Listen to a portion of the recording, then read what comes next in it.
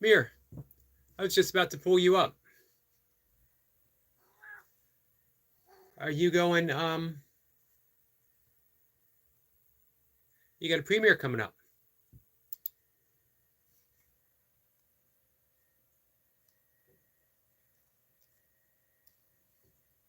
I got your channel up.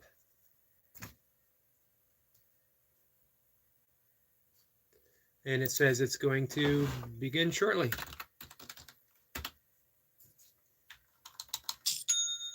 We gave ourselves 1 year to get. Here we go. Sorry, guys. Give me a second. I want to make sure that we share our friend out. Hitting the like button.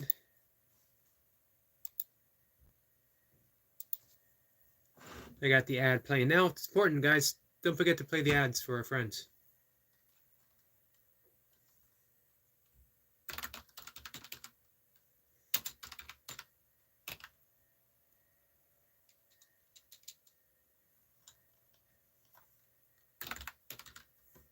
One second.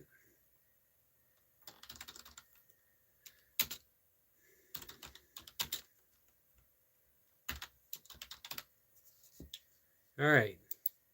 We're dropping links. We're showing support. Lee's here. Lee says, good evening, Eric. Evening, Lee. How are you? So I've been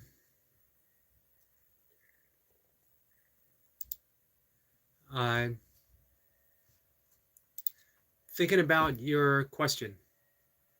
William's here. William, how are you? All right. I got my live stream up on desktop so I can read the comments easier.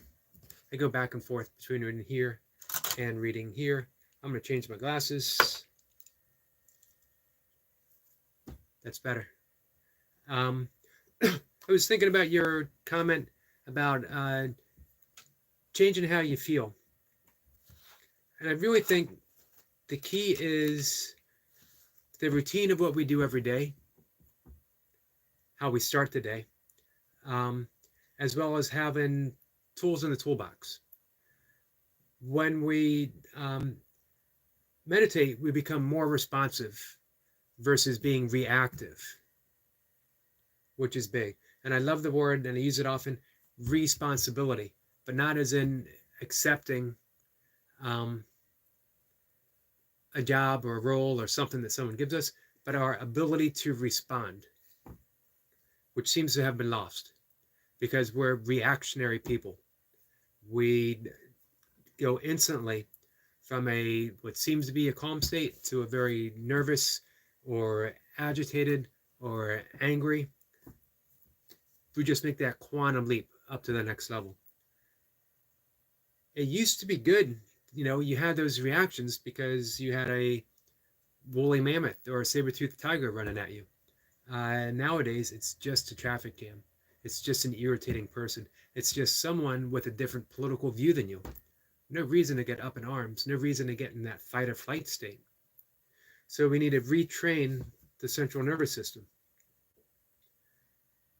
The entirety of yoga does that, from the asanas, the poses, to meditation, to practicing the ethical principles. Let's see. William says, it appears I am leaving sooner than I thought. A blessing. Well, you were going to leave tomorrow, right? So what's that mean? You're leaving today?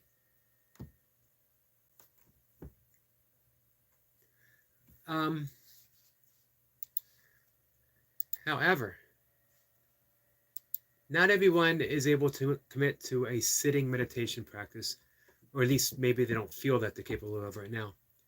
You can get my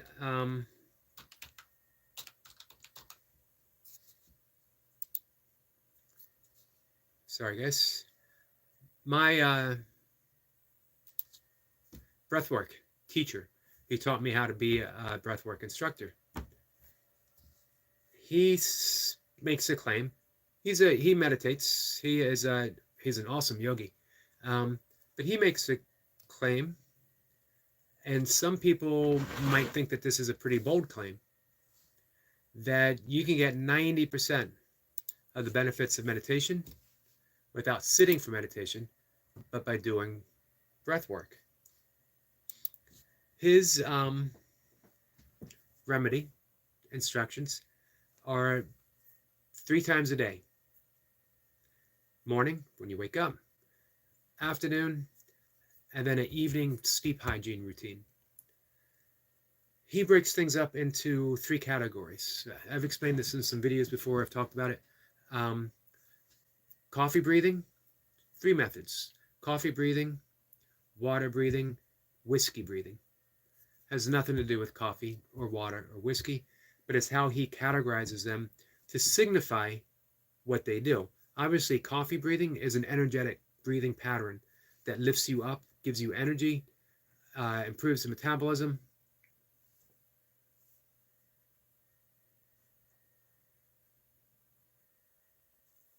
Let's see. Lee says, Eric, I've been doing a lot of thinking since we became friends.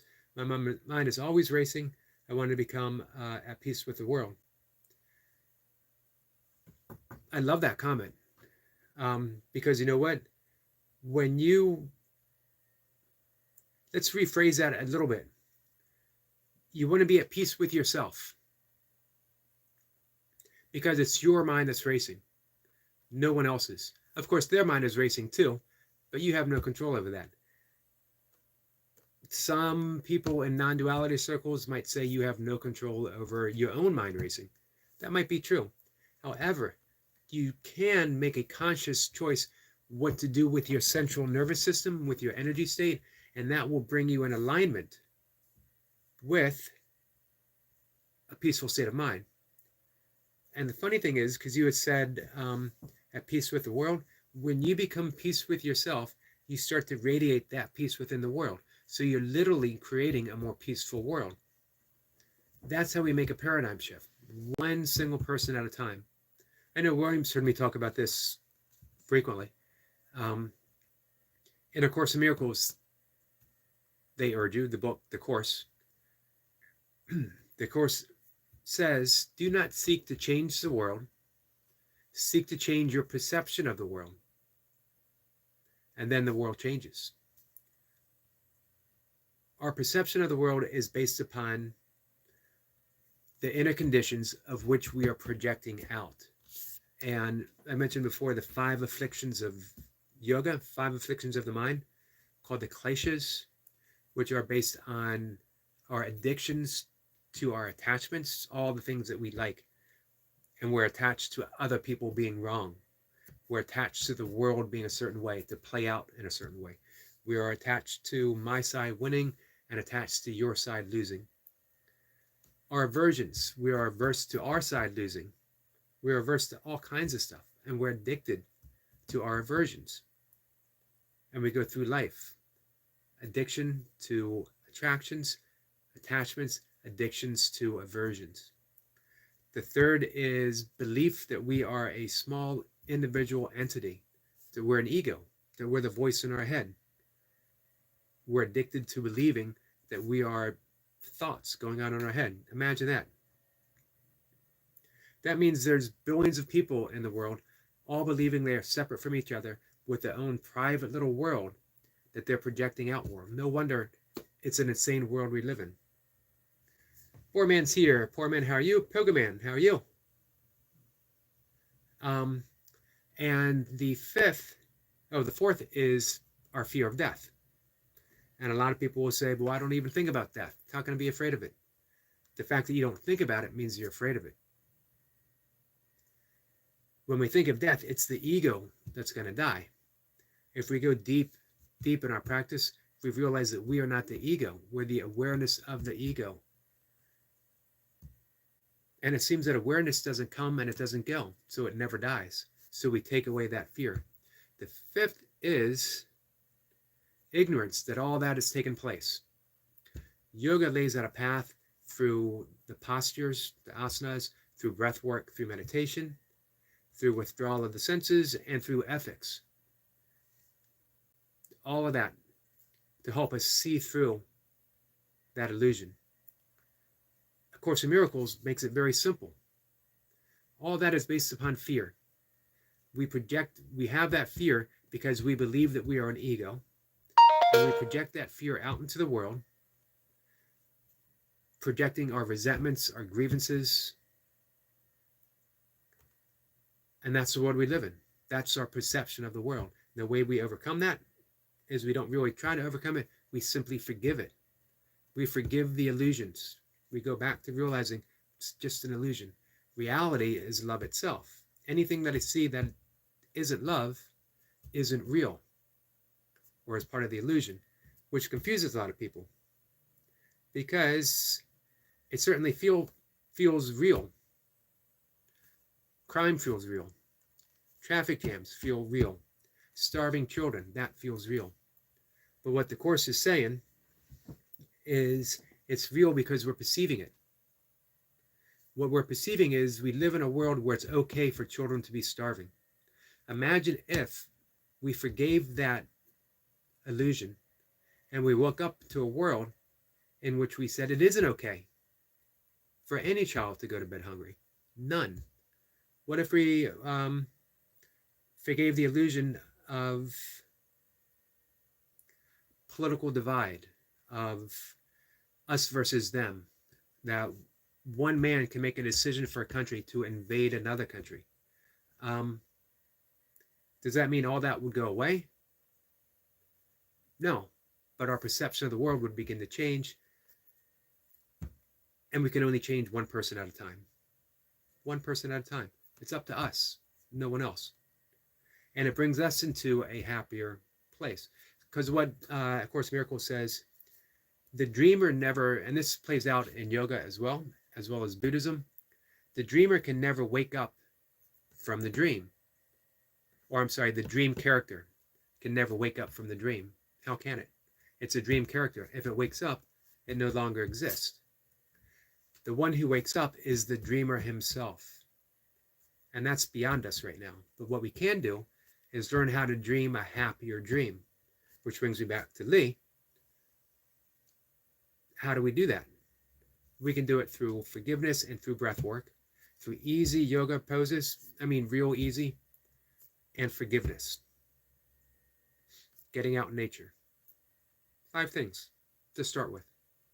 If we want to, we can include meditation, but again, not everyone feels they have time to find a place to sit uninterrupted for 5, 10, 15, 20 minutes twice a day. All right, that was a long spiel. I apologize. Let's see. Poor man says, I'm sound, brother. Thank you. What's the news with the sandbag? Did you get it yet? Is it filled?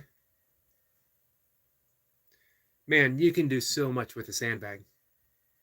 I mentioned before, some people say the number one exercise you can do is simply shouldering a sandbag, doing a squat. Shouldering a sandbag, doing a squat. Do that 10 times each side. That's 20 squats. And then bear hug the bag and walk 20 yards, 50 yards. Put it down, do some burpees. Repeat. Go back in the other direction. Lee says, recently watched my son's leavers assembly, and it was packed, and I couldn't wait to leave. I felt uncomfortable. I should have just relaxed and enjoyed his performance.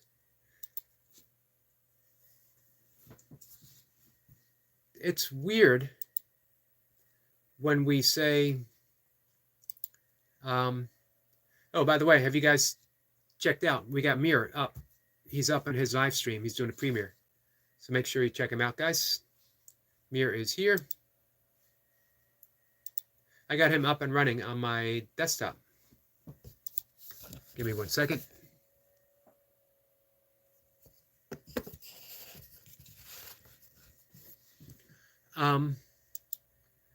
Because Lee, because I should have done this, I should have done that. The thing is, if you were capable of relaxing, if you had the tools that would provide you the keys to relaxing, you would have done that.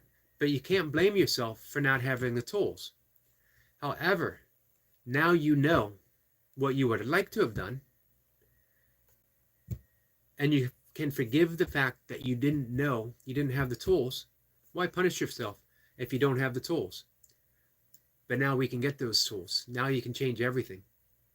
10 breaths can change 10 breaths can change the course of your life. Because again, you become responsive. You become more attentive, you're relaxed, and that changes everything.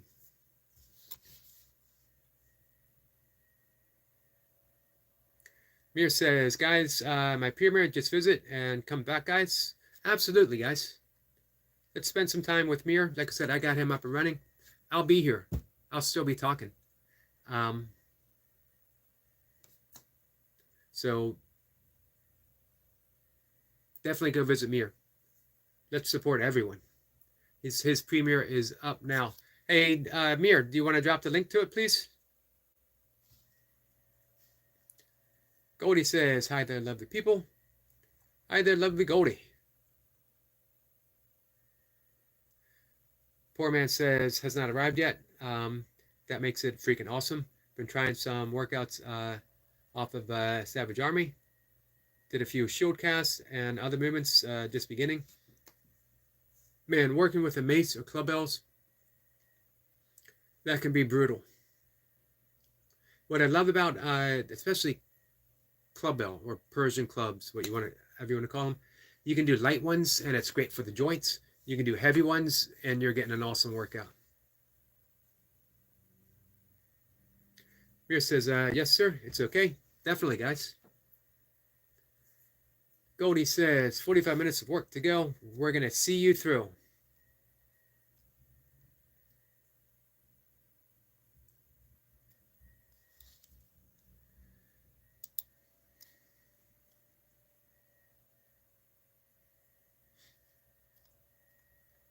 So let's definitely show a little bit of support. Let's show a lot of support.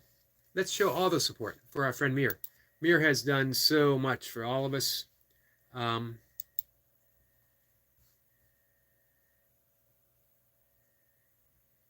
like I said, I'll be here. The link is down here below.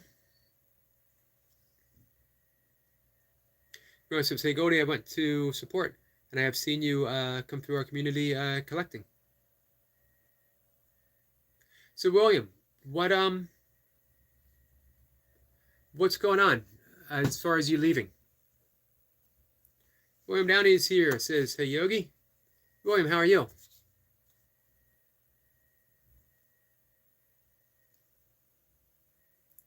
Poor man says it's probably 40 pounds. Really works the wrist.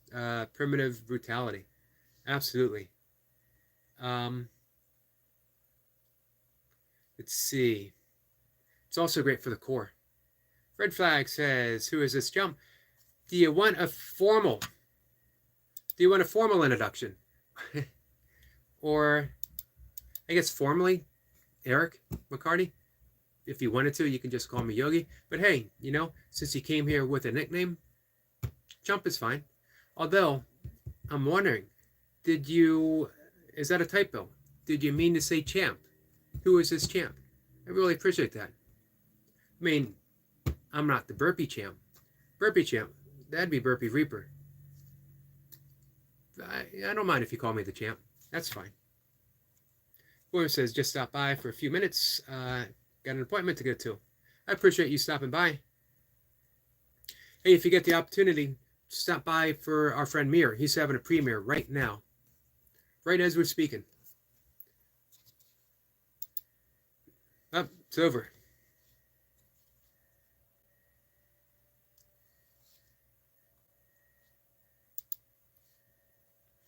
Barb is here. Barb says, sorry I'm late. Hugs and blessings, everyone. That's okay, Barb.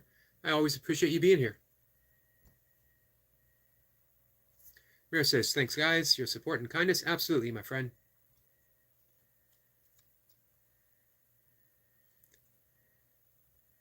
William says, glad to see you this morning. Sorry I missed your live this morning. Not a problem. Let's see. William says, Red Flag is a returning individual, and I hope they're doing well. Why don't I remember Red Flag? Did he did he call me champ last time too?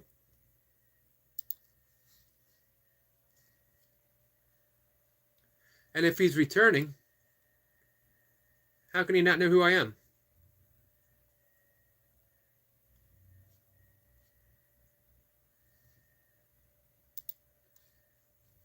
Oh well.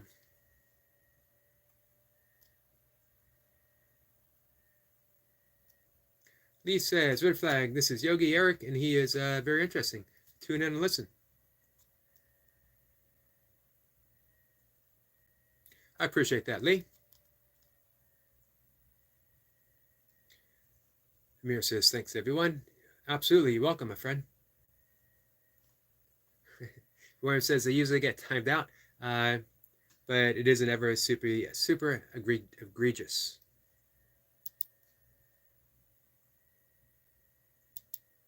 Oh, Red Flag, I'm sorry you got timed out.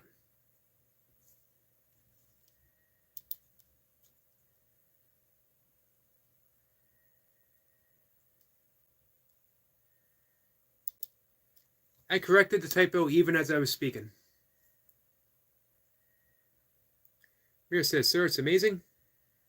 So you had a good premiere? It looked like you had a good audience. I'm glad that I had it up on my desktop. William says, guys, gals, take care, and I will stop by later today. Awesome, William. Appreciate you being here. William says, thank you. Sorry, just stepping quickly. Barb says, I put his time out shorter, but we respect everyone here. Absolutely.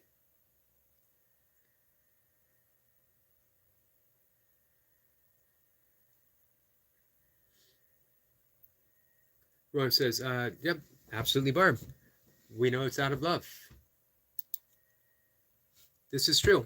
William definitely speaks for me.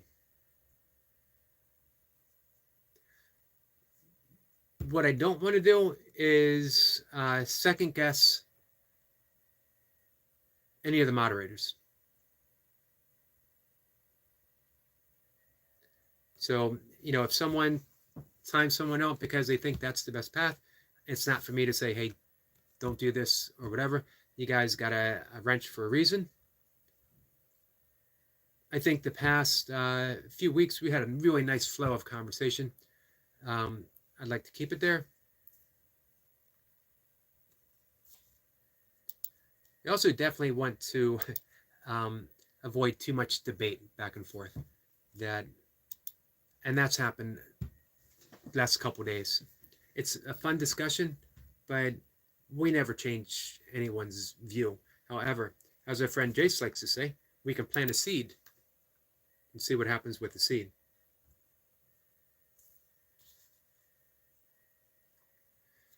So Lee, 1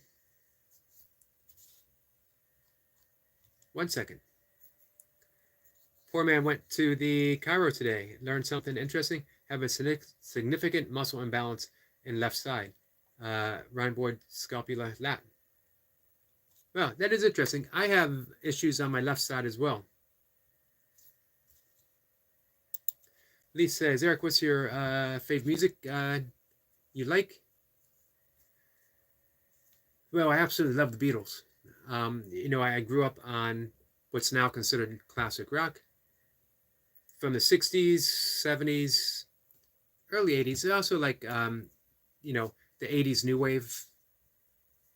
Not a whole lot out in the 90s. The 90s weren't bad, but compared to the 80s, what a creative decade. All kinds of stuff going on. 70s and then the 60s was a musical revolution.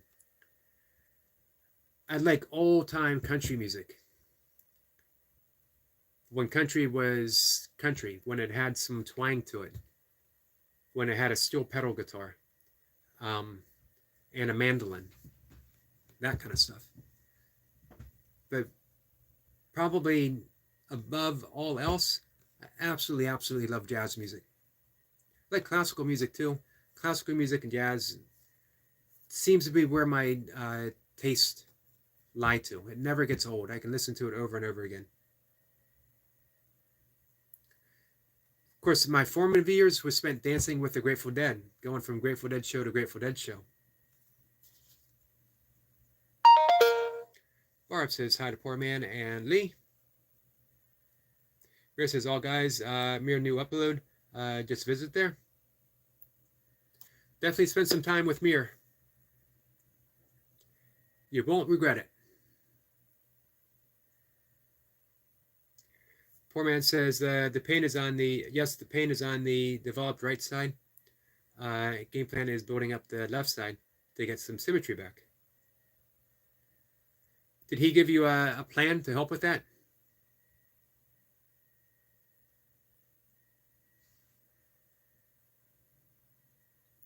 Lee says, I agree. Eric, the 80s had its own feel and sounds. I guess they all do, breaking down decade by decade. That's true. The 60s and 70s blend together nicely up to a point, and then we start getting, man, it was almost like a return to the roots with punk music, and I love punk rock.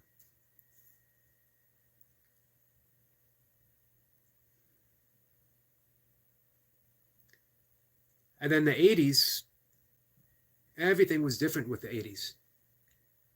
Even if you don't like the 80s music, you sort of have to agree it took a creative leap, went in a whole different direction. I think because the nature of musical instruments changed so much. You had more synchronizers.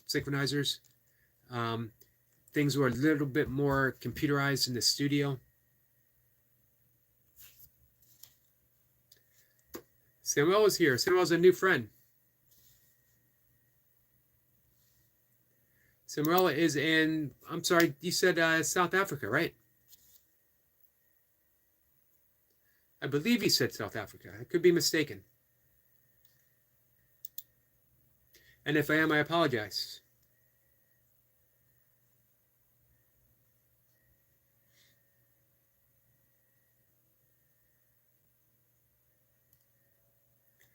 Let's see.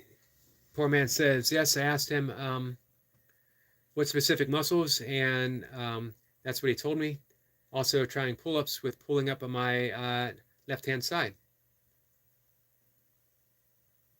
Interesting. I wonder if you used pull-up straps, but instead of using them on both hands, if you use them on just on the left side, so that way you're pulling a little bit harder, and as the right grip tires out, your left is still fresh, and you can get some extra reps.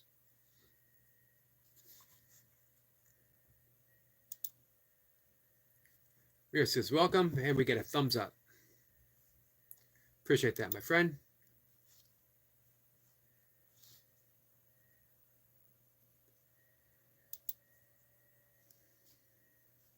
I hope it was a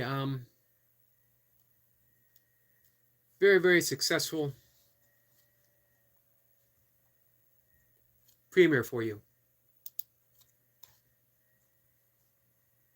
Poor Man says, a good idea. Need to get some straps. Yeah, they're pretty inexpensive on Amazon. Under $10, probably. Sabine is here. Says, hello, Yogi Eric. Sabine, how are you? Sabine says, hello, all friends in the chat. We get hugs from Barb.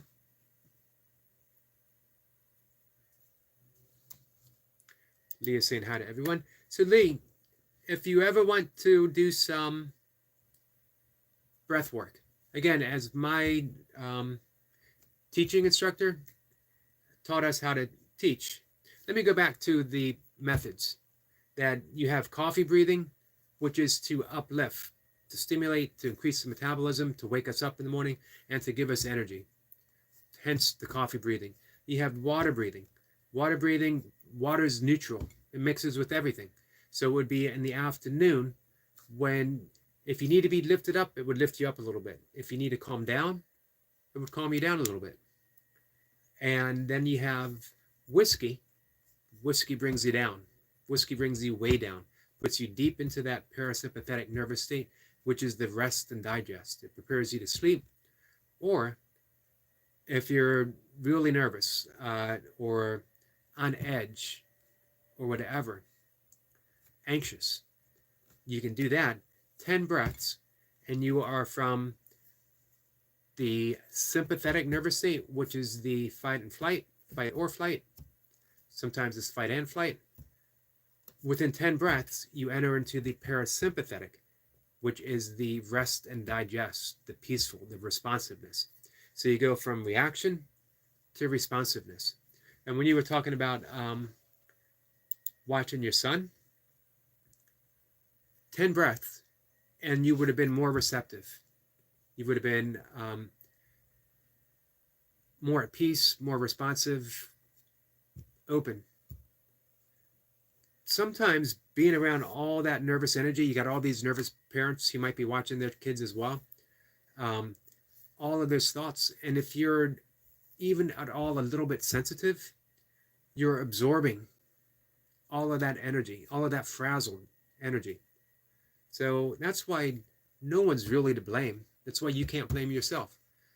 How can you blame yourself for energy that's coming in from other sources?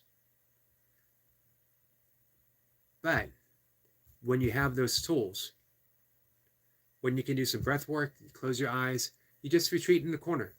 No one even has to know that you're doing it. Close your eyes and you do 10 rounds.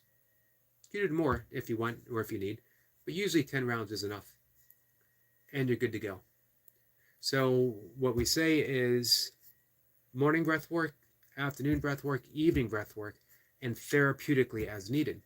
So if you're going into a meeting, if you got a big day, if you're going into an assembly, you can do a very specific breath work to prepare you for that. And when you're in that nice, easy, responsive state, you can also beam love into that room before you enter. You're preparing it. You're raising the vibration of that room.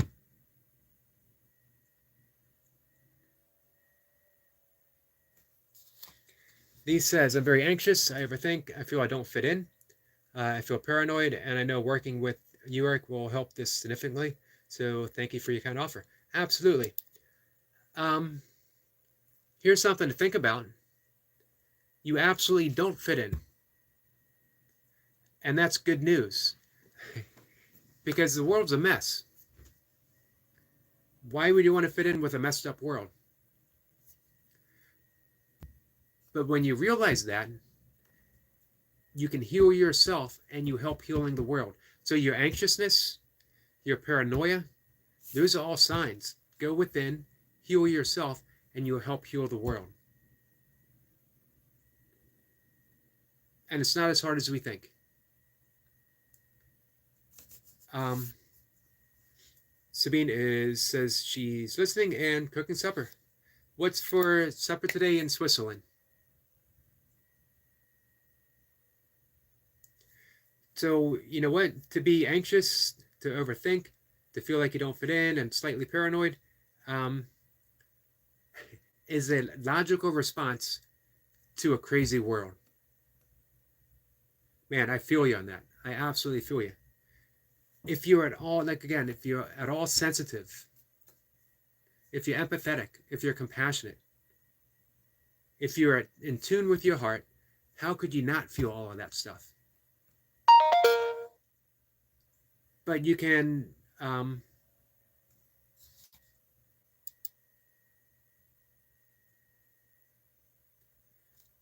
heal. And you can put that out in the world. Jace is here. Jace, my friend, how are you? Poor man says you still listen to the Dead. Yogi, can't go wrong. I do still listen to the Dead. I have them on Pandora. I'll bring them up on YouTube sometimes. Mocha has Cyrus Radio, satellite radio. Cyrus, I guess, is the name of it. And it has the Dead channel. And I love that because they'll have, hours devoted to a single concert from 1960 something, 1970 something, 1980 something, early 90s. I remember exactly where I was when someone said Jerry Garcia just died. It was in the 90s. I was in a bar, so it's not hard to figure out.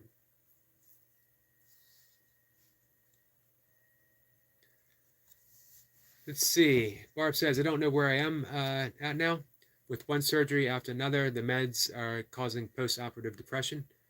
Been through, so I can't go past it again. The breathing helps. Hey, Barb, we can do some more breath work too to give you some more options. I know that's difficult for you.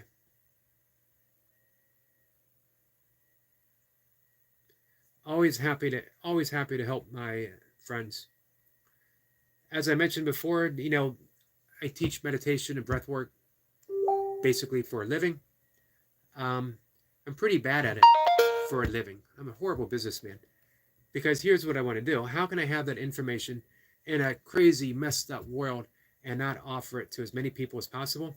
So what I tell people who come to the chat, I don't charge my family or friends for my services. If you're here, if you're hanging out with me, you are both family and friend. That means you get the family and friend discount. That means that I teach you absolutely for free. We just need to work out the schedule when we can do it. And that's no problem.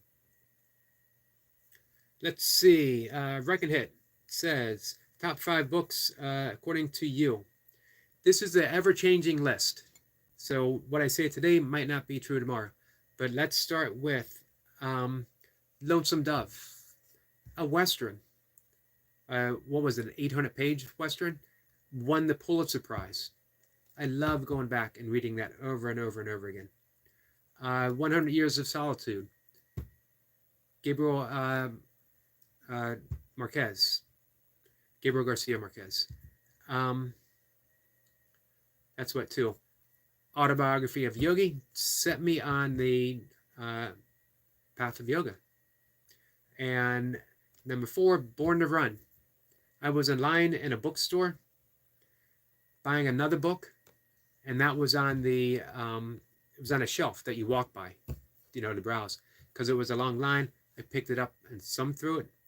I was training for competition kettlebells, a brutal sport, by the way, and I read the first paragraph, and the epigraph was from the Tao Te Ching, and I had been reading the Tao right then, as well as writing my own book on the Tao. And I knew when I read that line, and I read the book jacket, that I was going to be an ultra runner, and I was going to run 100 miles in an instant. I bought the book. I came home. I told Mocha, I'm going to run 100 miles, and I think you should do it too. And that's 10 years doing ultra marathons. So that was 4. Let's go with number 5, maybe, definitely, Jitterbug Perfume, Tom Robbins. I got a tattoo on my arm as a tribute to Jitterbug Perfume. It's the god Pan, the Greek Mesopotamian god of fertility and wild places. Barb says Lonesome Dove is Wolf's favorite. I'm not surprised, because Wolf has discerning taste. And it was a great miniseries, too. How can I go wrong? Tommy Lee Jones and Robert Duvall. He says, Barb, I will be joining you with the breathing, and I hope you feel better.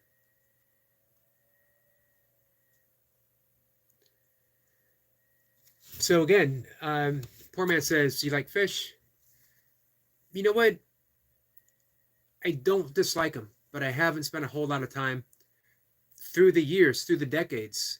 Everyone's been recommending fish, saying, you know what? If you miss the dead, fish isn't a substitute, but it's a good time and good music. But I never took that step all the way in. Do you recommend? What do you think? Should I, after all these years, should I give him more of a fair trial?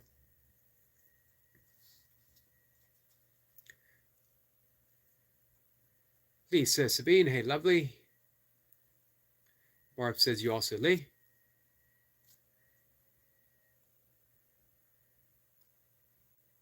So, yeah, my breathwork coach, the one who trained me to be a coach, I got my certification, Yoga Body. Lucas Rockport is his name.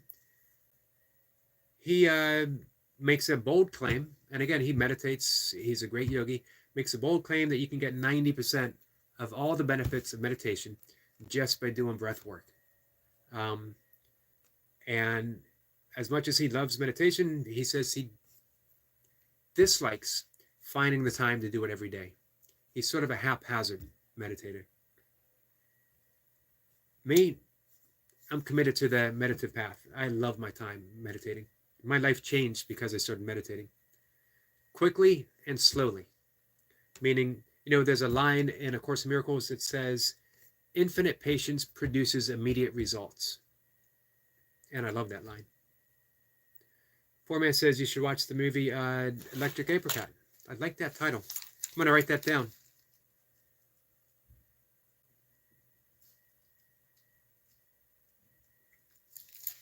I'll check it out, Poor Man.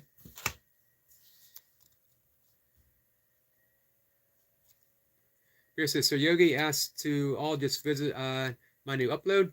Absolutely, guys. Don't forget to visit Mir. Man, Mir has been a great help, friend, and presence on my channel. Not in any particular order. Help, friend, and presence. So anything I can do to help a friend out. And I try to view everyone as a friend, which isn't always easy. However, when you sort of relax a bit and you realize everyone's bringing you an opportunity to practice peace, everyone's giving you an opportunity to extend yourself in love, everyone is giving you an opportunity to forgive. Everyone. How do you take anything so seriously? Someone comes into a live stream and a chat and they got stuff to say, it's my opportunity. Plus, man, it's just words on a screen. It's a ghost in the machine. I don't know them. They don't know me. Why would I punish myself by getting upset that someone somewhere in the world is typing away? But anyway, definitely visit. Let's go back to Mir. Definitely visit Mir.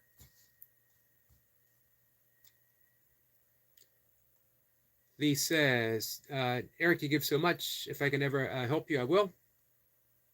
Well, if I ever visit England, I wouldn't mind a meal cooked by a master chef.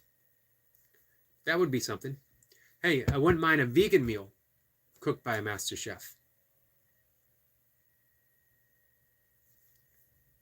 Let's see. Barb says, tomorrow I see a new doctor for my COPD.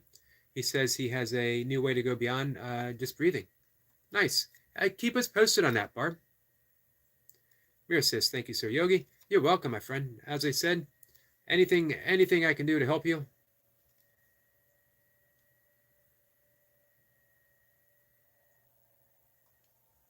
Sorry, I'm a bit behind, guys. Mir says, Sabine's sister, like and enjoy. Thanks, my sister. Poor Man says, I don't like all their stuff, but they got some good songs. Oysterhead is fun. Collab with Anastasio, I think, and Les Claypool. Nice. I'll check them out. Poor Man, you like country music? Barb says, when I am so low and just can't think on what to do, I will put on some Zydeco, right? Cajun music. It is uplifting and help me take my mind off pain. Then it is easier for me to think on the breathing. Yeah, music is a energy changer. Classical music is music of the spheres. This is why Mozart, Bach, and many others said they never wrote a single symphony. It was given to them. They would close their eyes and listen, and the entire symphony would play in their head, and they would just put it down.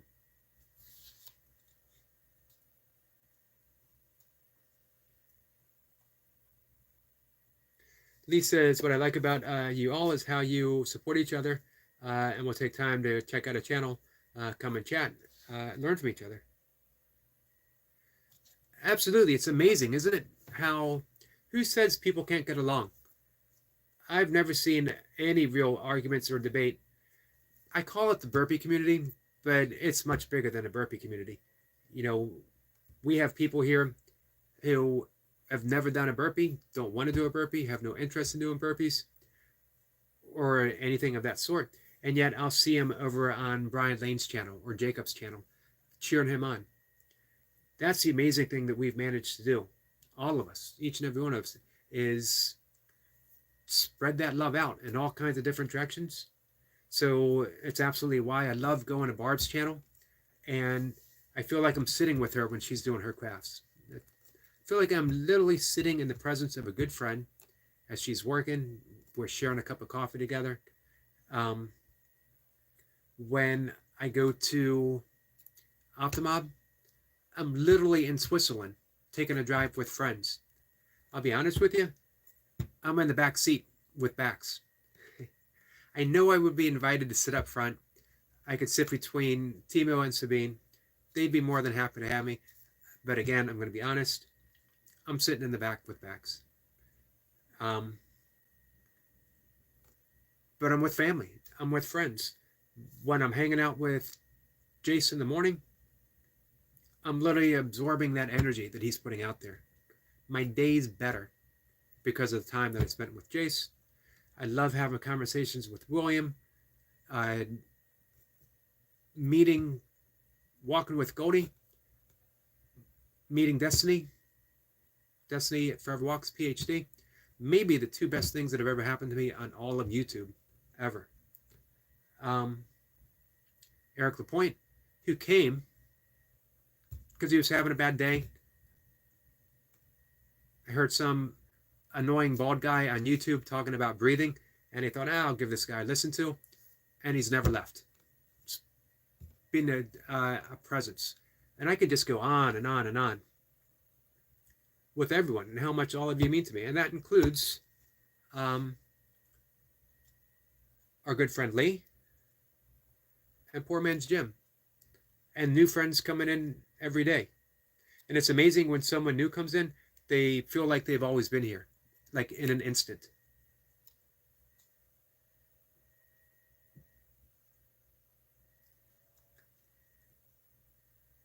Let's see. Sabine says, sorry, I need to get supper on the table, but I still listen.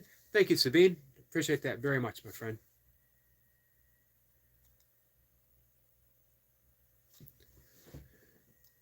Let me get back up here. Poor Man says, I don't see Fish as a substitute for the Dead. Two totally different bands, but a continuation of the jam band. Okay, I can see that. Absolutely. Of course, what do you think of Dead and Company? Are they a continuation? I'll be honest with you, I haven't given them much of a listen.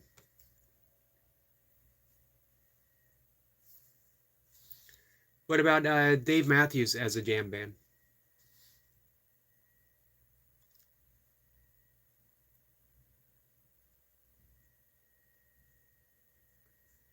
Let's see. Poor Man says, yeah, I think Charlie Crockett is my favorite country western artist. Saw him in Iowa City a few years back. Nice. What I like is it seems that traditional country, old type country, is making a comeback.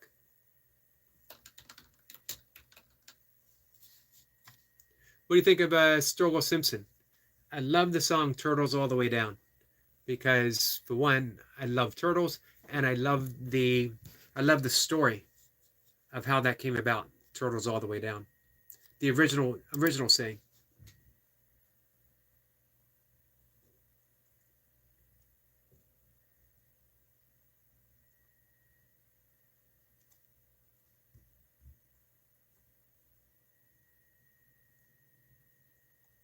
Let's see. Our friend Mir says, Lee Lou, if you want to do anything, it's not impossible. Not impossible. Absolutely.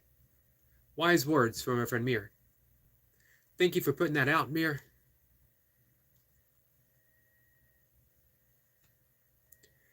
Barb says there are so many good people on YouTube. We become family in a way that many of others don't understand. It's a sweet fellowship. It is, and I love that word, fellowship. Um, Almost a year ago, sitting having a conversation with Destiny. Burpee Reaper was around back when he was It Is What It Is, but he's always been the champ. He's always been Mr. Five Pump. He and a few other people. Some still pop in from time to time. We came up with the term. It was Destiny saying fellowship, and I was talking about the simplicity of being. That we're human beings. We're not human doing, and yet we're always busy. We're always doing this and we're always doing that, and we forget the fact that we are simply human beings. That we exist, and we exist in the simplicity of breath and heartbeat. The space between thoughts, that silence, it's always there. It's always present. Just being. And we coined the term for what we're doing here, the fellowship of beingness. So you might see Destiny every once in a while, she'll do a post, fellowship of beingness. As a matter of fact, last month she had a, how do you start your own fellowship of beingness? And that's what we're doing here. I always think that I make a mistake when I put just Yogi doing burpees in his basement is live, that I should put fellowship of beingness. Maybe I'll start doing that. Barb, thank you for saying fellowship and reminding me that. And thank you for that beautiful message.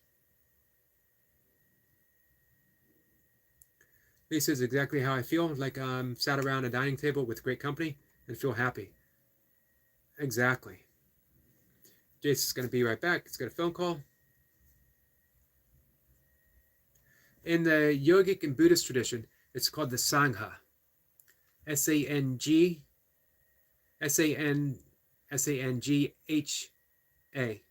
Sangha, which means spiritual community, fellowship, gathering.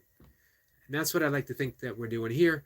But we also get to go in all kinds of different directions. We get to talk about music, talk about books, we talk about training, but it's all like energy.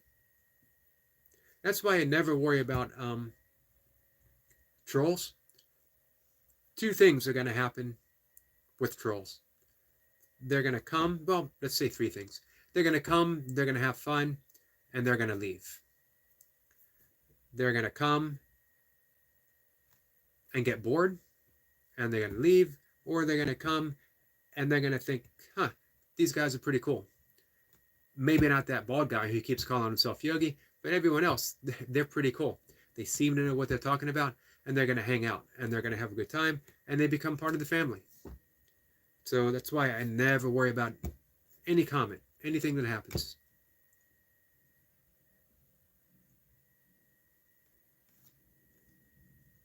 Poor man says, Sturgill Simpson, I'd like the Telecaster.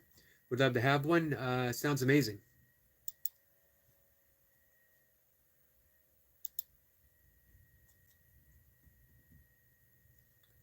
So you play? Our friend William Downey plays as well.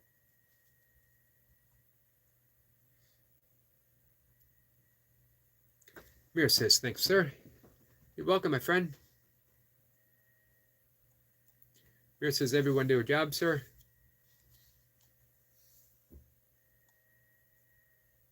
So I just posted a little bit ago. Here's the magic of YouTube. I was talking about this with Milka when we were walking. Poor man says, haven't been, need to get back into it. When I was a kid, my mom went to college with a partial musical scholarship. She played the clarinet. Was a member of the marching band in college. Went to California University, which isn't in California. It's in Western Pennsylvania. It's a teacher's college. And when I was a kid, she said, do you want to take music lessons? And I said, yes, I want to take guitar lessons. And she said, start with music lessons, playing piano, and you can switch to any instrument.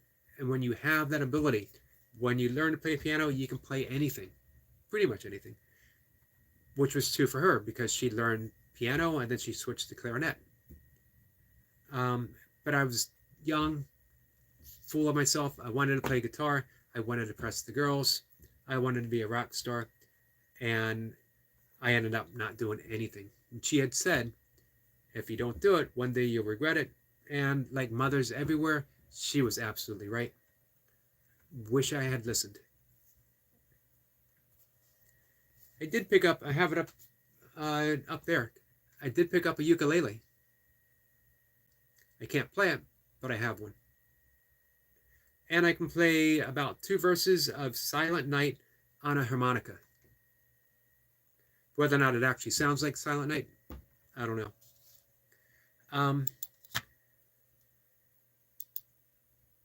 So talking about YouTube channels, it's a even platform for everyone to present themselves as an artist, whatever it is. For me, it's conversation, as well as doing the YouTube shorts. I absolutely love presenting my little slice of nature, something that I'm the only one who's going to be able to see it from my perspective, and I get to share it. Lee says, hey, making people feel good, Eric, is just as good as being a rock star, because its warmth is affecting all of us. Well, thank you for that. And it turned out pretty well. You know, when I was young, I had long blonde hair. Little did I know that that was going to change. This is not the look of a rock star. Unless you're Moby. Who else do we got? There's a few. I guess we got more, you know, shaven head punk rockers.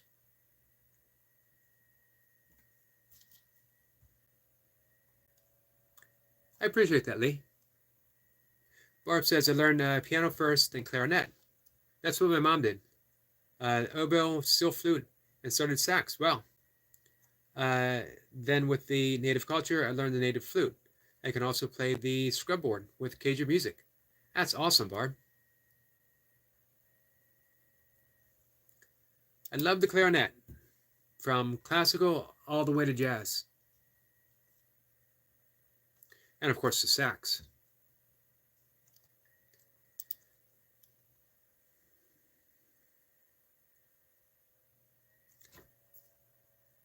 Poor man says, we're messing with some Clapton fingerpicking. We're learning, pretty rusty.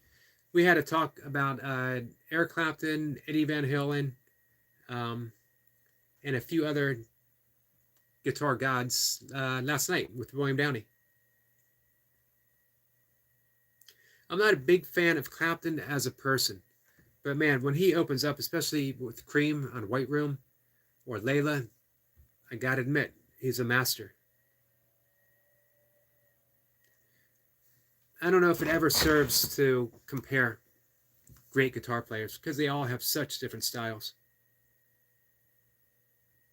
I mean, there was always the argument Clapton versus Hendrix, but both are in, you know, their own category.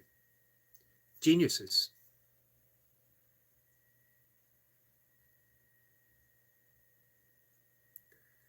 So, yeah, my YouTube short from this morning might be my all-time favorite thing I was able to see. We have an egret at the pond in my neighborhood. First time an egret's been here that I've ever seen, and I've lived here forever. And completely white, absolutely beautiful. I see it early in the morning, 5:30ish, 5:40ish. Mocha's never been able to see it. She comes over to walk with me later in the morning, and she keeps missing it. So finally today we saw it, and we both had our cameras out, and we noticed a rock in the pond, what looked like a rock, a small rock, started moving and just sliding across right in front of the egret.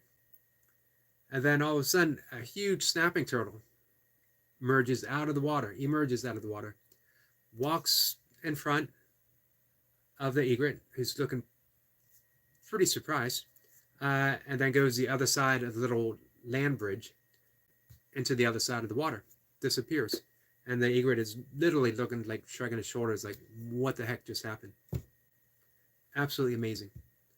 I love for me, as I told Milka, it was an auspicious moment because we both looked at each other and were like, did that just happen? Did a moving rock emerge from the pond, turn into a huge snapping turtle, not even glance at the egret, and go back into the pond? And it did. That's what I love about YouTube, because I get to share it with you guys. Let's see. Poor man says, it might not seem flashy, but I think the magic Clapton has is in his finger picking. I can understand that.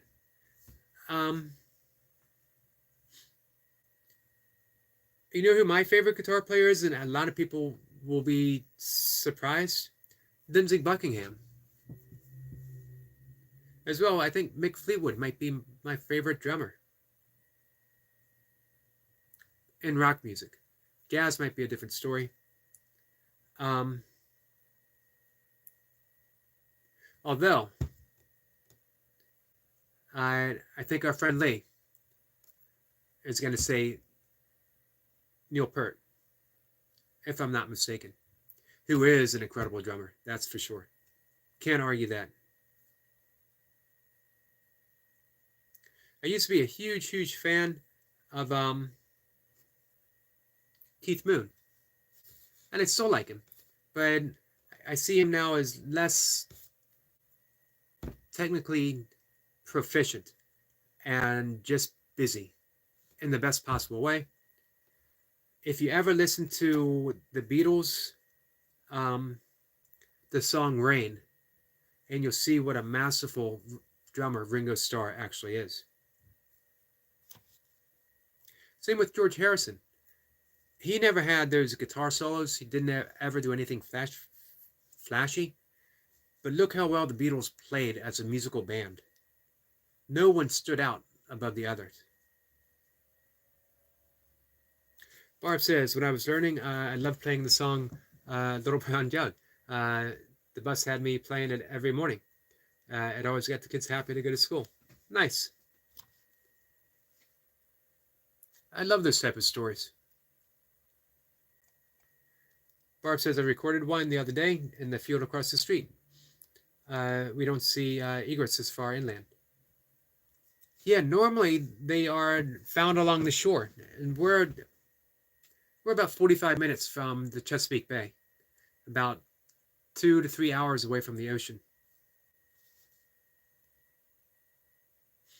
Poor man says, playing bass notes with the thumb, then filling in the melody is tricky to learn. I bet.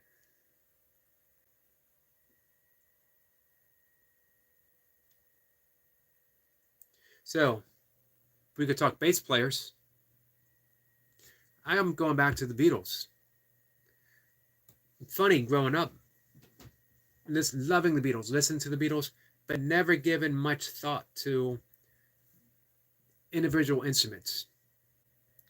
And going back and listening to them now and picking out the bass notes, picking out the drumming, and just focusing on that, and I see how amazing they were as a band. Jace says, the egret definitely kept a small distance. What a capture. Thank you, Jace. Yeah, my jaw just dropped open.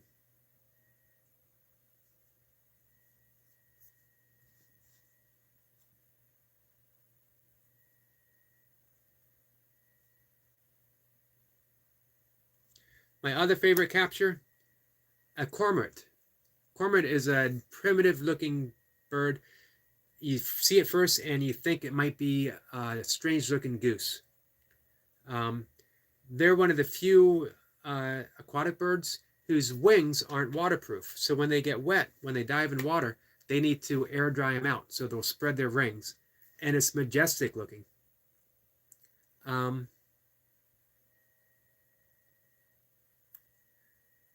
And I captured one sitting on a little island in the pond, and it spread its wings.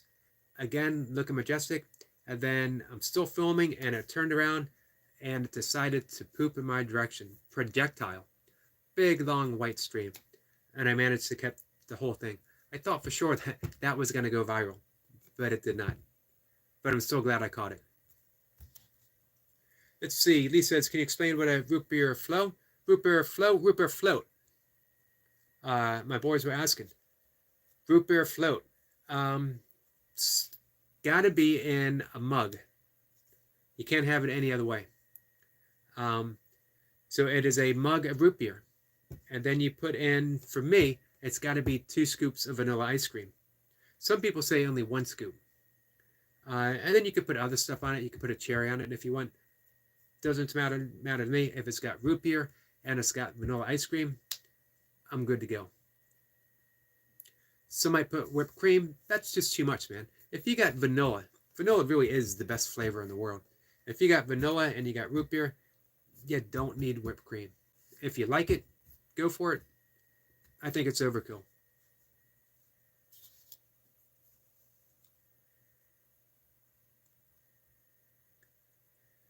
Lee says, I like Cozy Pal. His into the song Stargazer is awesome. And I like Police Summer, Stuart Copeland. Yeah, he's another one. He doesn't stand out, but he's perfect for what he does. Oh, poor man says, Big Mark Knopfler fan. Absolutely.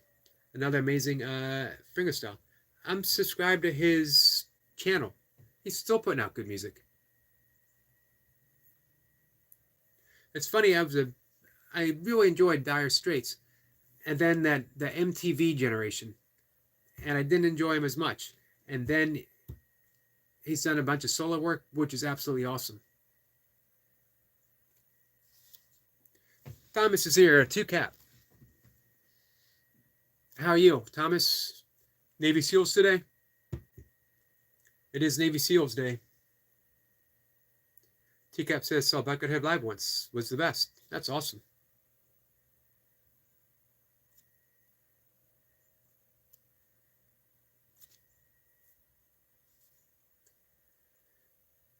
Mir says, this amazing job, 2Cap brother.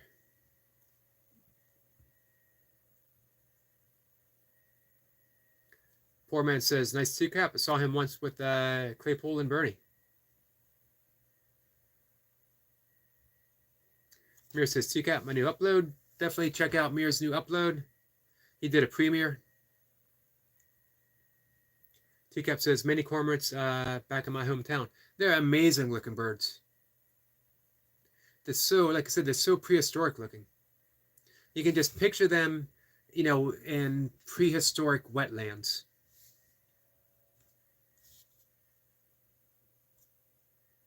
Oh, Jay says, you know what? I thought of that because I still had the conversation of the stream up when I went to put this one on.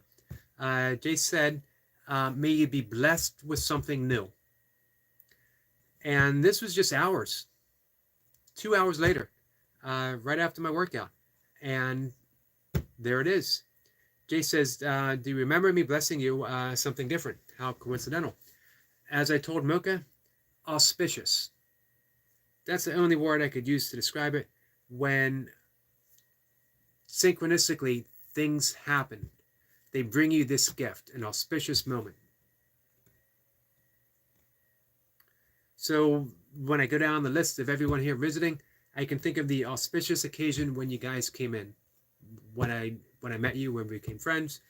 The fact that there was a snapping turtle crossing in front of an egret. And again, it's only been this week that I've seen an egret for the first time in my neighborhood. What are the odds of it standing there, especially when it hasn't been at this time at the morning the entire week? It's always been early. Mocha kept missing it. Never saw one before. That it was standing there at the right time for Mocha to see it, and a snapping turtle would decide at that moment, a huge snapping turtle, to walk out, cross in front of it, on just a brief period after Jace said, may you be blessed with something new. That's the definition of auspicious.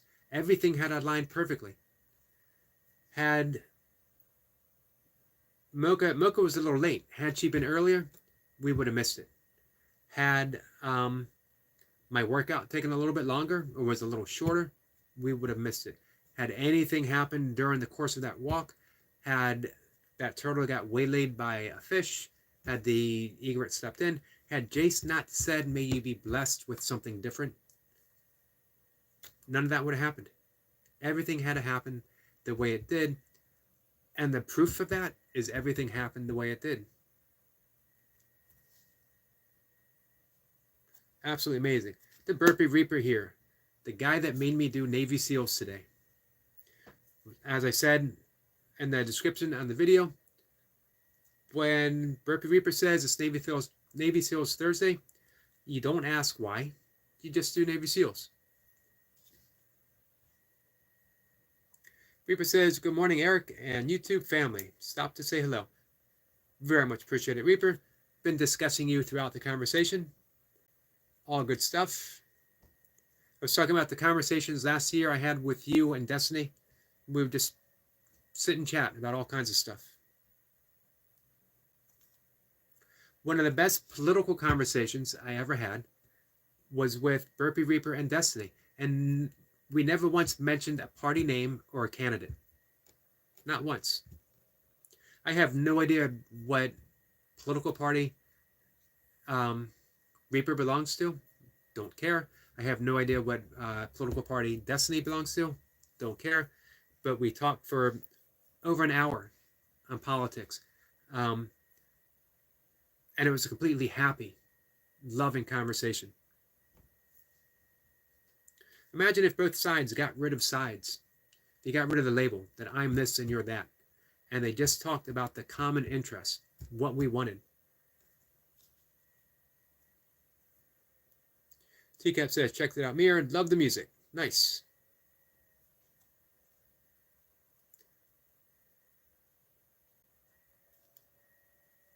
All right, guys, diving in. I'm going to catch up. William says, finally done wiping the floor down. On to touching up bathroom. Be right back.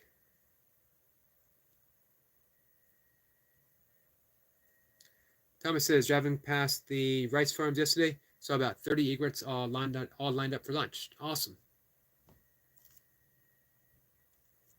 Amazing. They're amazing looking birds.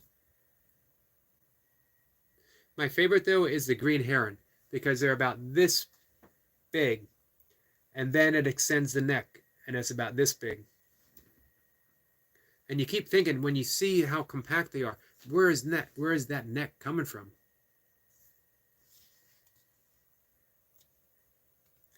TCAP says, good man, William. Taking care of chores, absolutely.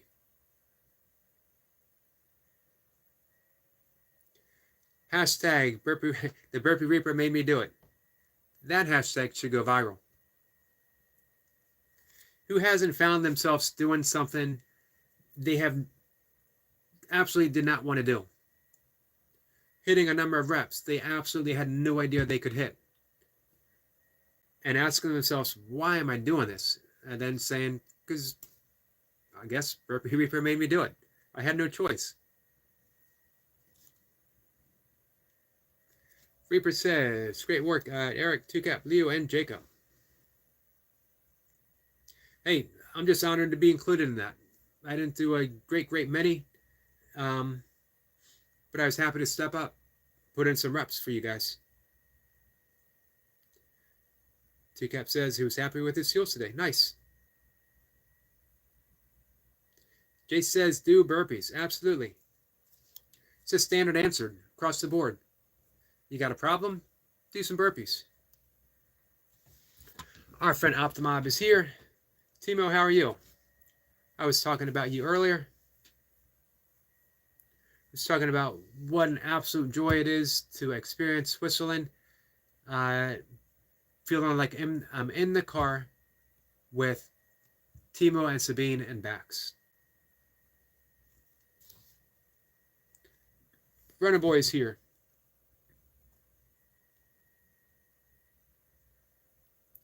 Runner Boy says he'll probably be live in Pike 20 minutes.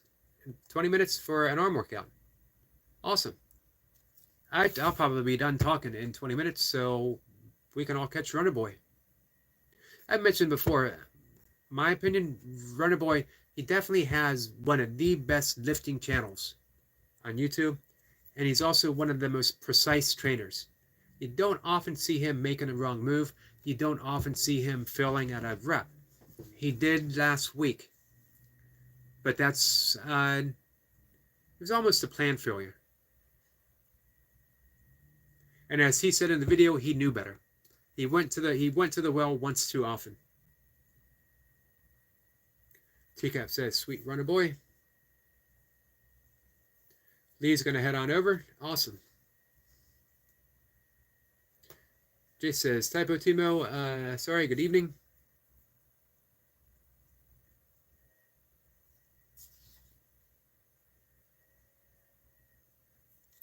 Barb says, "I wish you who love wild birds could come down to Louisiana marshes. It's amazing to see so many different kinds of gathering in one place." Yeah, I bet, and I've heard that before, that it's a birder's paradise.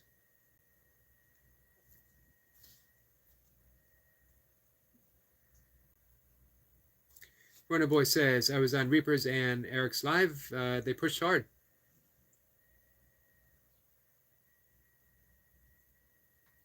I had a pretty good day.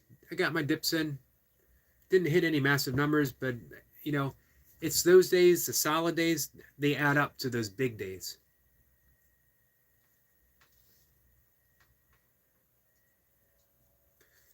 Timo says, "Thank you, Eric. That's nice to hear." Absolutely, my friend.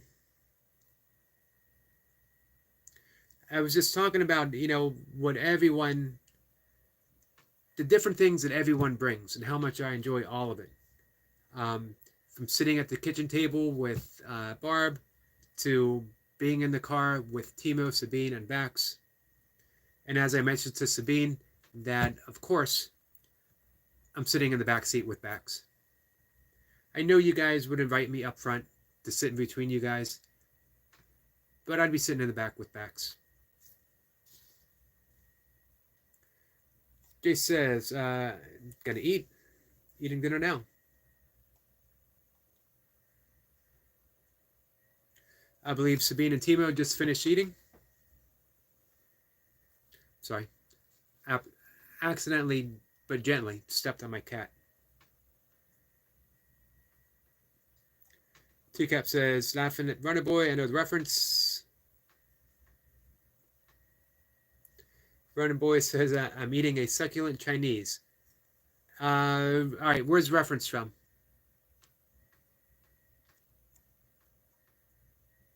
Lee says, "Eric, I always think of the word consideration and guilty of not being considerate to people.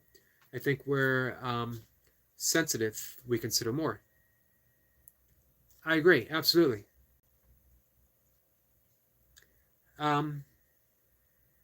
The thing is, you know what?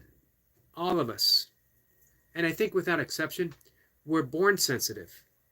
But life has a way from early on of desensitizing us. Little wounds that we're giving inadvertently, and the only reason we're giving them is because someone gave them to our parents before us, someone gave them to the teachers before us. Think about the time when you might have been told that you were wrong because you were coloring outside of the lines, or you were using a brown crayon to color the sky, and you were so happy and proud of what you were doing, and a teacher came up and said, "That's absolutely wrong. The sky's not supposed to be brown. You're messing it up. You're making a mistake. Start over." Little wounds. But we can heal from them. And healing begins with awareness. We just become aware that we are all wounded. If all those little things added up and they hurt me, then imagine how they must have added up and hurt your parents, because it happened to them too. Or your neighbor, or the guy in your office you dislike, whoever. We've all been wounded. And it's the same type. Different for each of us, but the same type of wounds. If that alone doesn't cause your heart to break just a little bit for those people in our lives, I don't know. That reminds me, I'm going to bring up a quote from the great poet Charles Bukowski. I don't know if we got any Bukowski fans here.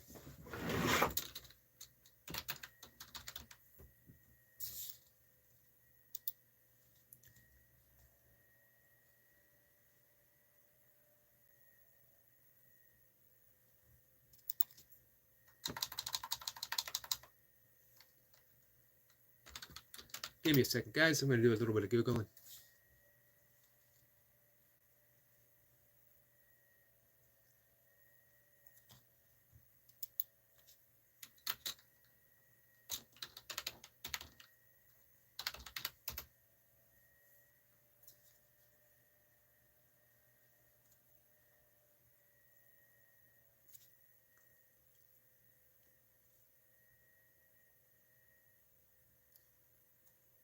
I might have to read it later. It's going to take me a little bit to look it up. I'll give one more shot.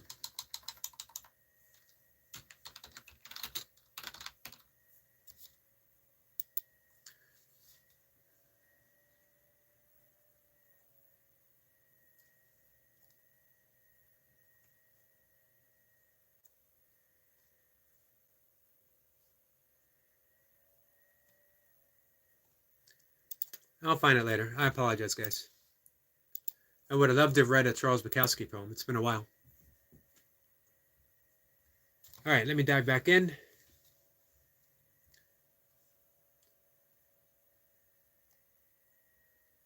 So we can back up to Lee. We can open ourselves up again. That's what the entirety of the path of yoga is about. That's what A Course in Miracles is about. That's what forgiveness is all about, is regaining our humanness. Reaper says, I ate some French toast this morning for the first time in a while. It's on my community page. I'm going to check it out.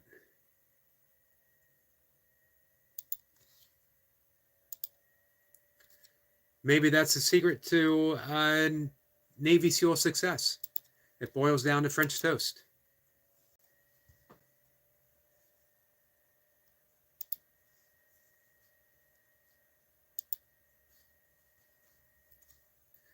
Timo says, Bax would love it.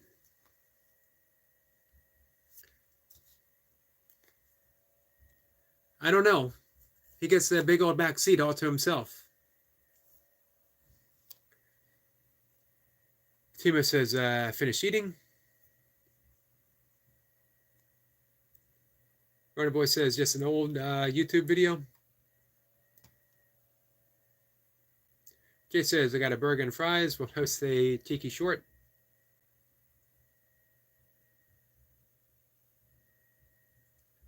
I'm going to have a bowl of oatmeal. I'm going to have a large salad, big salad, bowl of oatmeal, maybe not a vegan protein shake.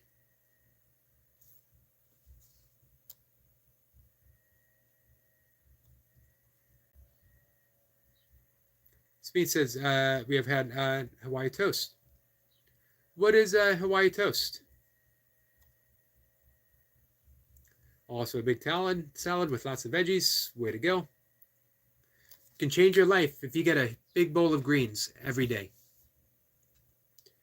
If you had an apple before you ate your meal, if once a day you had let's start with a quarter cup of legumes. For me, the preference is lentils. Doesn't have to be for you though. And you had a big bowl of mixed greens, your life would literally change. Your health would change in a short period of time. If you need to lose weight, you'd start losing weight. If you were working out, you'd put on muscle. If you had high blood pressure, your blood pressure would lower. If you had high cholesterol, your cholesterol would lower. If you had issues with blood sugar, your blood sugar would stabilize. Just doing that. What did I say? 3 things. Eat an apple before one meal. Add, even better, a half cup of legumes. You can get by with a quarter cup, because a quarter cup will cook up to half a cup. But work your way up to half a cup. If possible, work your way up to a cup. And a large salad, large big bowl of greens. 3 things. And then you throw in breath work, you throw in meditation, and you throw in burpees and you're gold. If you didn't want to do burpees, guys. I know this is not going to put me in good standings with the burpee community. If you didn't want to do burpees, that would be okay. But if you got out and walked every day, and you got out in nature and you walked every day.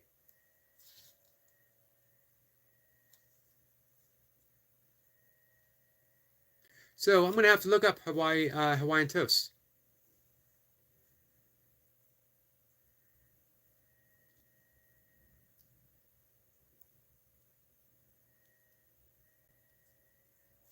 So I will not do a video or post a photo of my bowl of oatmeal. No one wants to see my bowl of oatmeal. Especially when it looks remarkably like the bowl of oatmeal that I had yesterday. Let's see. All right, Timo says toast bread with butter ham, one slice pineapple, one slice cheese, and a bit of oregano on top. All right, that does sound good. It would have to be vegan ham for me. In the oven. Nice. So you melt the cheese until the cheese is melted. Sometimes simple food is the best food.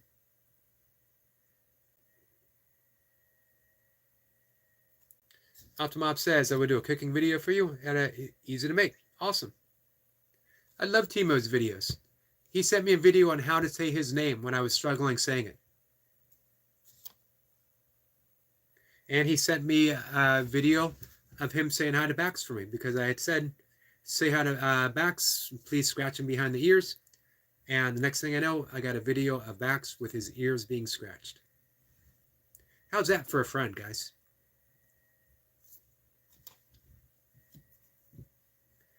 Goldie's here. You done for the day, Goldie?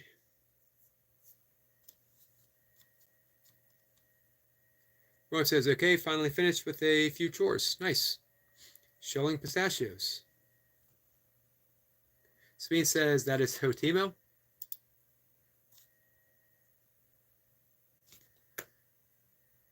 An absolutely incredible quality. Absolutely incredible. And you know what? That was, I believe, in the first or second day that I met you guys. So to meet someone and have them do an incredible, the first video of him show me how to pronounce his name was like in the first 1 or 2 days. How amazing is that? You meet someone and they instantly become a friend. You know, just when they do something like that, this guy's going to be my friend.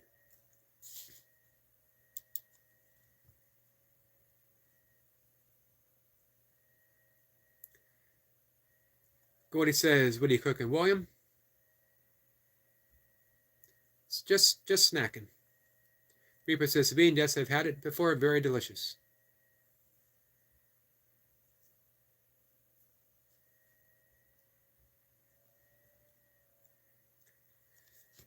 Timo says, yes, I can do pretty fast videos sometimes. I do some videos of my customers, how to use I'm going to try it, guys. Catch L often. How'd I do? On a score of 1 to 5. Tiled stoves. That would have been easier. The customers love it. Nice. Larodox is here. Hello, Larodox. Sabine says, oh boy, you haven't met him in person? He is just as lovable in person as he is on YouTube. I'm 100% assured of that. Timo says, with their own pictures. Goldie says, hi there, Larodox.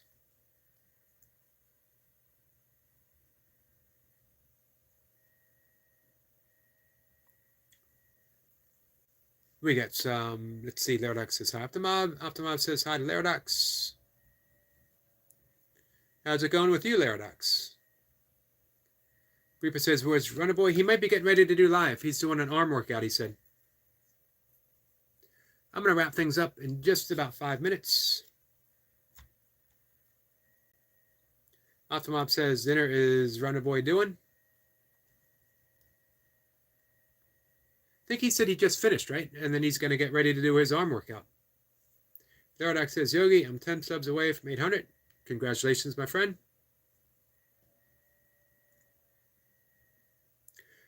Reaper says, every time I mention Max Bench Life, I saw you mention that above. He disappears.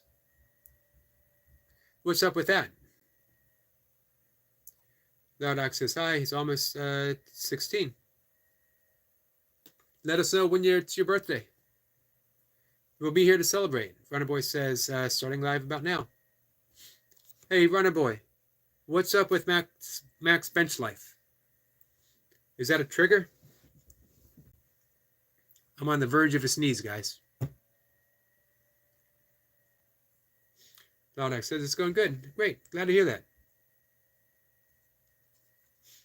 Goldie says, Therodox, can you at least pretend to be polite before trying to promote yourself?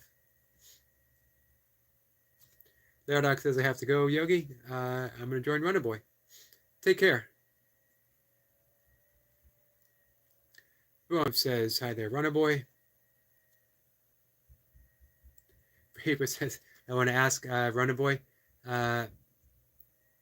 why Max is mean. Is he mean? Oh, is he the one who was always busting on him? Says, Max, nah, he's a troll.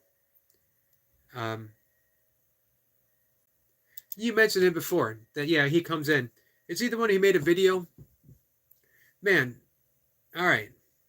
I don't understand that. As I mentioned before, Runner Boy is the most precise lifter I know.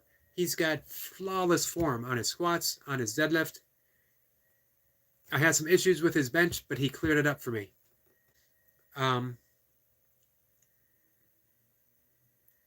Yeah, definitely ignore him. Runner Boy, you are on the right track. I don't know anyone on a lifting channel who is more on the right track than you are. You could stand to do a few more burpees, but hey, with the exception of the Burpee Reaper, who couldn't stand to do a few more burpees?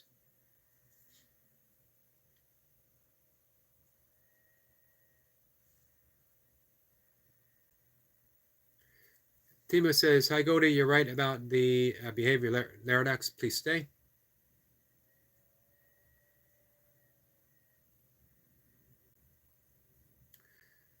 I remind myself that he's young.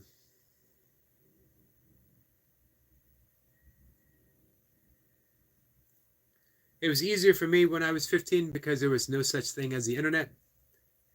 There was no such thing as a lot of things. Fortunately, we had MTV. Not quite yet. It was still 2 years away.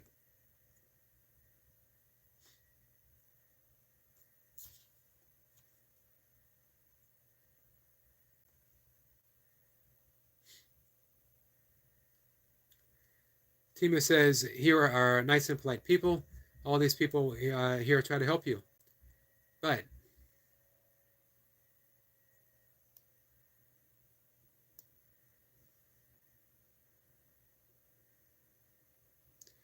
Goldie says, Timo, he needs to learn. If we're going to call it out, he won't understand why he's being argued with. I agree. I try to explain, which is why he doesn't have the blue wrench right now. Because we have to live, we're not punished by our actions. We have consequences of our actions. We can look at it as a punishment, or we can look at it as an opportunity to learn something about ourselves.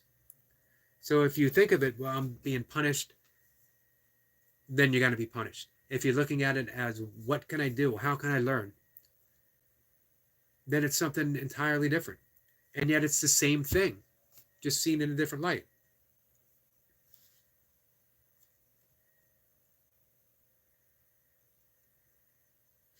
Wonder Boy says, I just ignore Max now while going live. We're going to see you over there. I'm going to say goodbye in 1 or 2 minutes. William says, it's a consistent perpetual focus. I don't want to hard negatively, so retract my comments. I called him out 5 times yesterday alongside the point. Heart. Got it.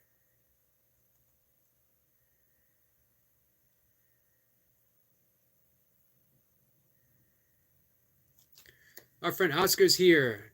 Oscar's been putting in the big work. Really big work. And you know what?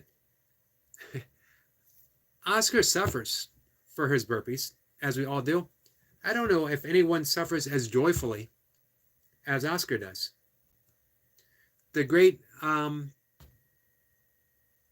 mystic philosopher Gurdjieff, Turkish Russian, turn of the last century, called it voluntary suffering, and that you could find your joy, your true joy, in that type of suffering. Oscar, he brings out true joy through his suffering doing those burpee reps. This is what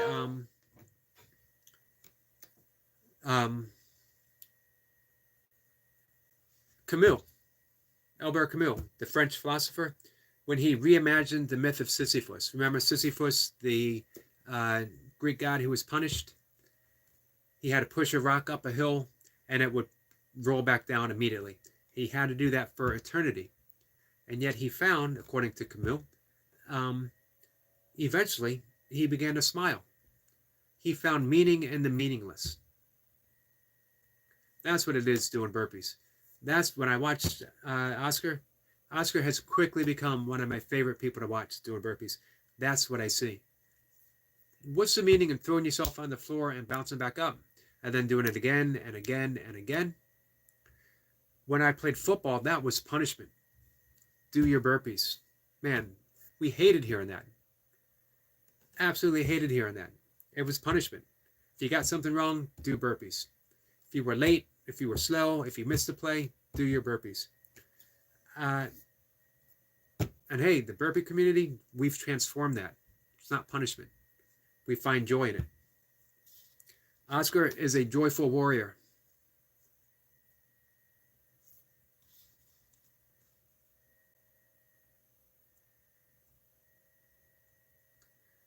Jay says, Oscar baby. William says, at least forgive me the point. I think he mentioned it once. Yeah, he said, a great comment. This is hoping you become the man you want to be. Maybe the man that you don't know that you're capable of being yet. But you got to live through those consequences.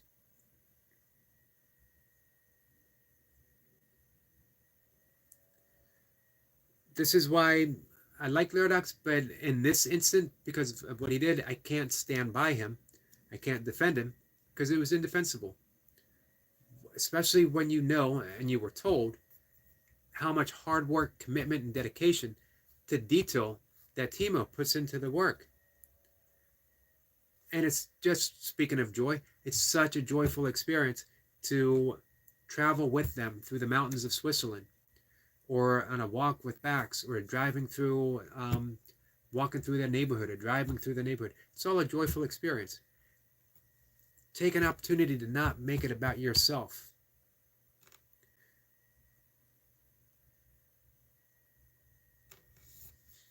Goldie says, William Hart, Eric McCarty knows that I defended Laradox in private, but since he betrayed our trust, I'm not walking on eggshells anymore. You can't be bigger heart than me. Made me smile for you to say that. The last thing I ever think of Goldie, though, is a heart. Goldie is blunt. She speaks her mind. She does it from a place of love. Reaper says, Runner Boy asked me how old I am. I'm on my live today. Guessing he thought I was younger. Probably so. I get the opposite. People are like, man, I thought you were 70. I thought you were 75. Or they look at me and said, man, I thought you were Buddy Ebsen. Broom says, thank you, Goldie. So here's the thing, though. We've all called him out, but we do it kindly. No one's ever been mean to Laradox. I don't think anyone would be. Timo says, hi, Oscar. Fat man does it. Greetings from Switzerland.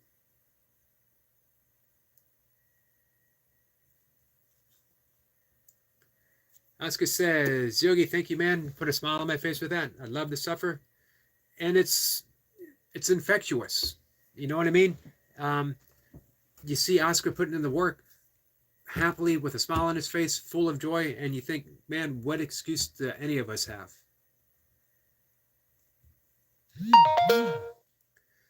Oscar's another one of those channels that I just want to see explode.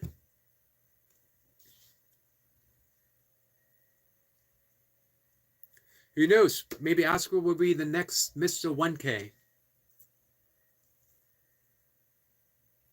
People says, oh, he saw me.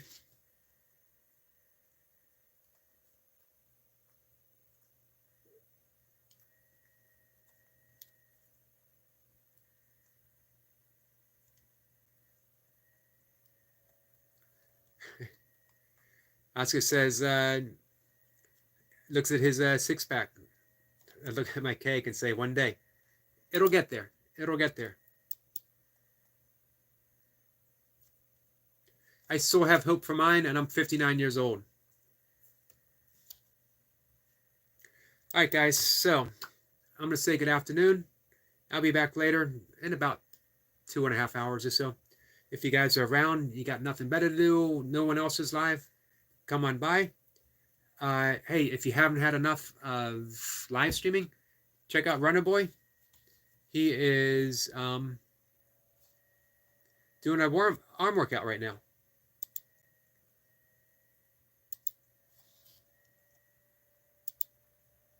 And he's getting, he's pushing for some watch hours. He's next to be monetized. He's getting closer. Hey, and by the way, speaking of, I wanted to mention this. I'm glad we talked about this. Optimob, less than 1,000 watch hours to go. Anyone got some spare time, they want to put him on an extra device, watch him through the day, watch him through the night, put him on and leave him on. I got him up right now. I just watched their 3-hour, we did a live stream from our way home from Italy. And I'm going to put up one of their playlists for their, as long as I'm awake. So, yeah, anyone, because here's how we do it, guys. Whoever's next, who's getting close to getting those watch hours, we all pitch in and we help them. That's how I got my watch hours. I did not do it alone. I would not have gotten them without Goldie. Wouldn't have happened. Along with a host of other people who helped me. I'm helping Ivy. I'm helping Optimob. I'm helping Jace. I have a prediction that Jace is going to hit his numbers the same time he gets 1K. That's what I'm hoping. And anyone else who comes by and says they need help. But right now, man, we can get Optimob. We can get less than 1,000 by Monday if everyone pitches in. It can definitely happen. So, with that, guys, remind me to put that out there when I go live in the evening, and I'm going to put that out there every single day. So hey, let's support our friends, because in turn, when the time is right, they're going to support you. I wish our friend Laradox was here to hear that message. When it's his time, we would all be there to help him. But you know what? It's not his time every single day on everyone's live stream. It's an important lesson to learn, and I hope he learns it. So, with that, guys, Oscar, my friend. Goldie says, I want to, but I censor myself. No need to ever censor yourself here.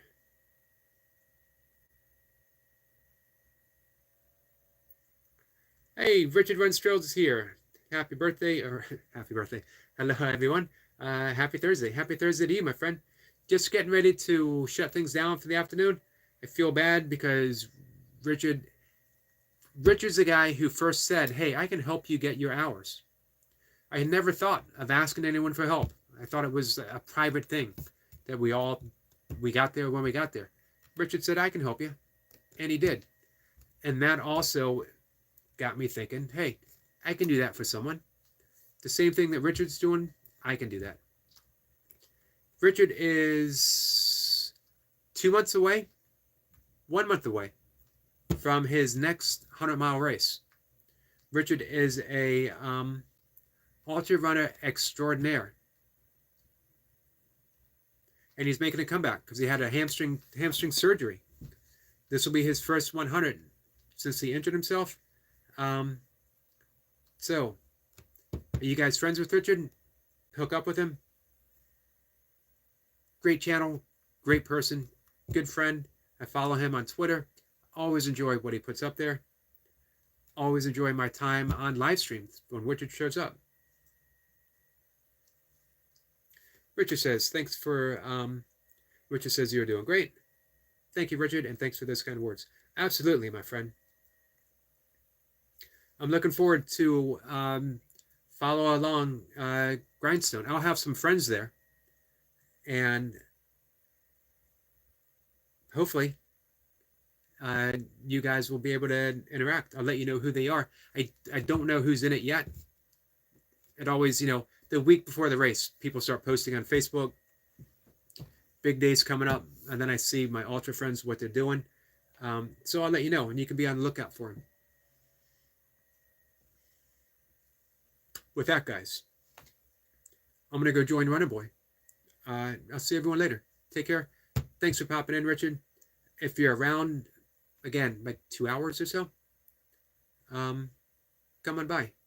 Richard says his brother is racing with me. Nice. This is his first 100.